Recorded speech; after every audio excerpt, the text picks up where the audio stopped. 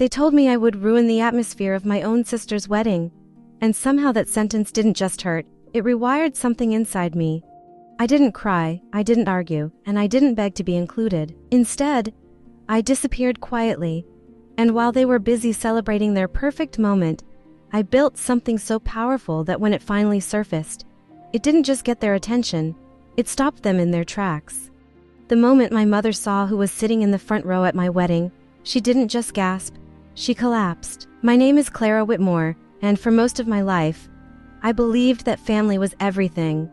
I grew up in a home that looked flawless from the outside, the kind of place people admired without ever stepping inside. We had a beautiful house, carefully planned holidays, and photos that looked like they belonged in a magazine. Every Christmas card was coordinated, every smile was practiced, and every moment was curated. But beneath all that perfection, there was a quiet imbalance that no one ever talked about. I was the part that didn't quite fit, the daughter who never fully matched the image they wanted to present. My younger sister Lily was the center of everything. She had this effortless charm that made people gravitate toward her without trying. She laughed easily, dressed perfectly, and somehow always said the right thing at the right time. My parents adored her, especially my mother, who treated Lily like a reflection of everything she valued. I was different. I was quieter, more focused, more reserved. I spent my time building a career, setting goals, and trying to create something meaningful. My mother used to call me the serious one, and while she said it like a joke, I could always hear the disappointment hidden underneath. Even so, I loved them deeply. I showed up for everything, birthdays, dinners, holidays, always bringing something thoughtful, always trying to contribute, always hoping that my effort would matter. I convinced myself that love meant consistency, that if I kept showing up, eventually I would feel like I belonged. But in our family, love came with invisible conditions. You had to fit the mold, maintain the image, and never disrupt the illusion. I learned to smile when I felt ignored, to stay quiet when something hurt, and to accept that being present didn't always mean being seen. When Lily announced her engagement, I truly felt happy for her. I remember sitting at the dinner table when she stood up, her face glowing as she held out her hand to show off a diamond that caught the light from the chandelier. Everyone erupted in excitement, my father beaming with pride, my mother already imagining the wedding. I smiled and congratulated her, even though I felt a strange distance in that moment. She hadn't told me beforehand, and I couldn't explain why that detail stayed with me. Later that evening, she hugged me warmly and asked if I would help her plan everything, telling me I had great taste. That small moment lit a spark of hope inside me. Maybe this was my chance to finally feel included, to be part of something important, to matter in a way I never had before. That night, I sat in my apartment creating ideas, saving inspiration, imagining how I could contribute to making her day perfect. But over the next few days, that hope slowly faded. Every suggestion I made was politely dismissed, every idea already decided, every message met with short responses. They didn't need me, not really. They had planners, consultants, and a vision that didn't include my input. I told myself it wasn't intentional, that they were just busy, that weddings were overwhelming. But deep down, I could feel the distance growing. Weeks passed, and I watched from the sidelines as everything unfolded without me. Photos filled my phone screen, dress fittings, venue tour, tastings, smiling faces. I wasn't in any of them. When I mentioned it once, my mother brushed it off, saying they didn't want to bother me because I was always working. I smiled and accepted the explanation, but that night I lay awake staring at the ceiling, wondering when I had quietly become an outsider in my own family. The realization hit harder when I discovered there was a separate group chat for the wedding, one that included everyone except me. I only found out by accident when a cousin sent me a screenshot. They were discussing plans, joking, organizing details, even making comments about how peaceful the ceremony would be without my serious presence.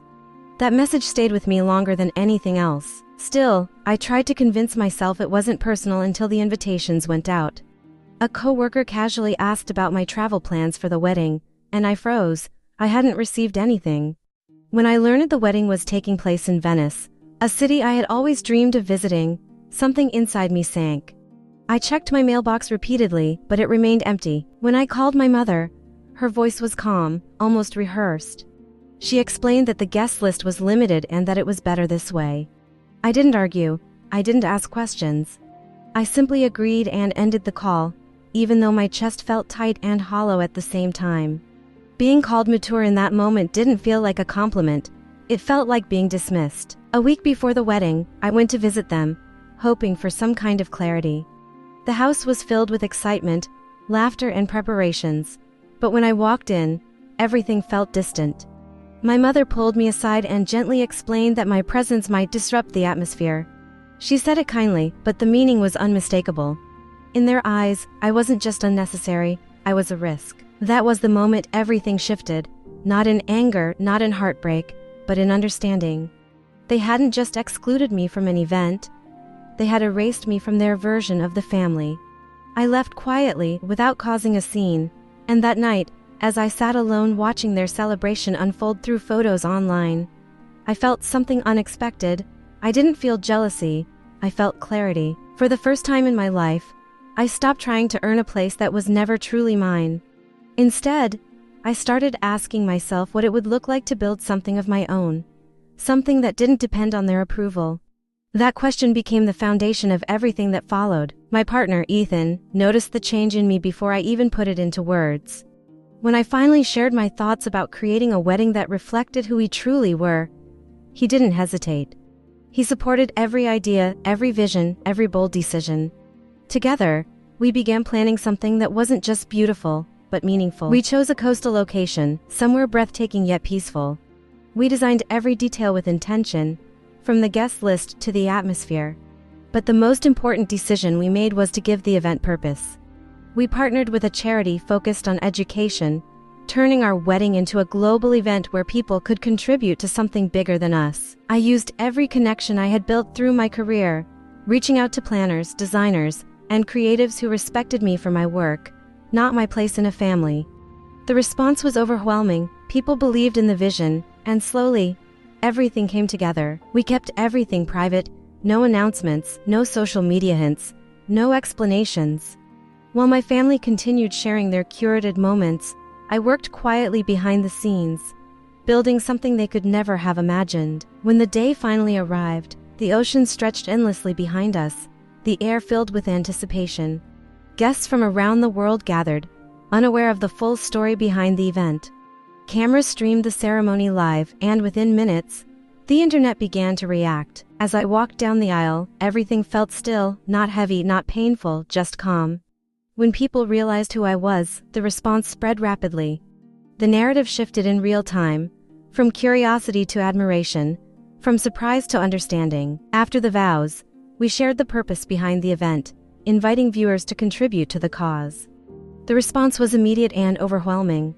Donations poured in, messages of support flooded every platform, and for the first time, my name was associated with something meaningful rather than something missing. During the reception, my phone filled with messages from my family. Confusion, shock, and disbelief poured through every notification. My sister's message stood out the most, asking if this was some kind of retaliation.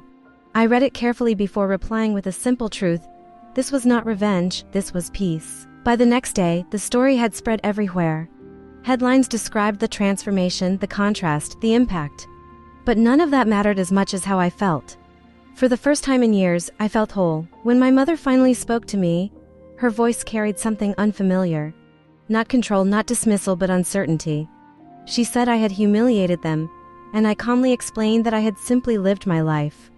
The difference between those two perspectives said everything. Over time, the noise faded, but the meaning remained. I didn't rebuild my place in their world, I created my own. And in doing so, I realized something that changed me forever. I was never the extra piece in the puzzle. I was just trying to fit into the wrong picture.